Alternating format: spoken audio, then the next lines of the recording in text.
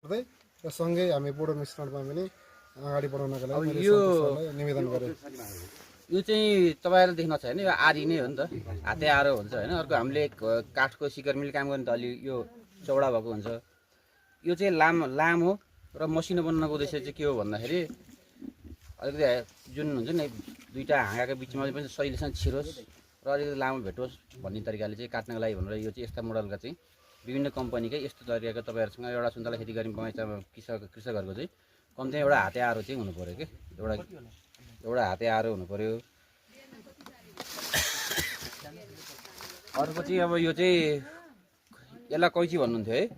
अब कैँची त हाम्रो अरू लुगा काट्ने अर्को यसलाई चाहिँ हाम्रो भाषामा चाहिँ सिकेचर भन्नुपर्छ है, सिकेचर भनिन्छ है यसको नाम।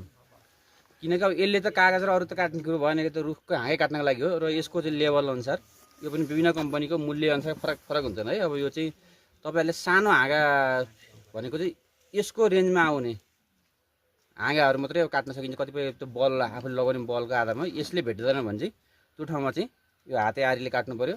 हँसियाले काट्ने काम चाहिँ नगर्नु पर्छ। जति बढी चोट लाग्छ त्यसपछि त्यहाँबाट चाहिँ ढुसिजाने कुहिँदै जाने। र मैले हिजो पनि भन्दा ठोसाहरू माथिले चाहिँ आँखलाई राख्ने काम चाहिँ नगर्नु लागि दुईवटा यो भयो।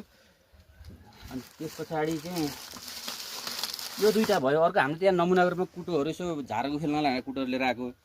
र हिजो चाहिँ हामीले बोडो मिश्रण भनेको थियौँ है। म चाहिँ बोडो मिश्रण चाहिँ र बोडो पेस्ट चाहिँ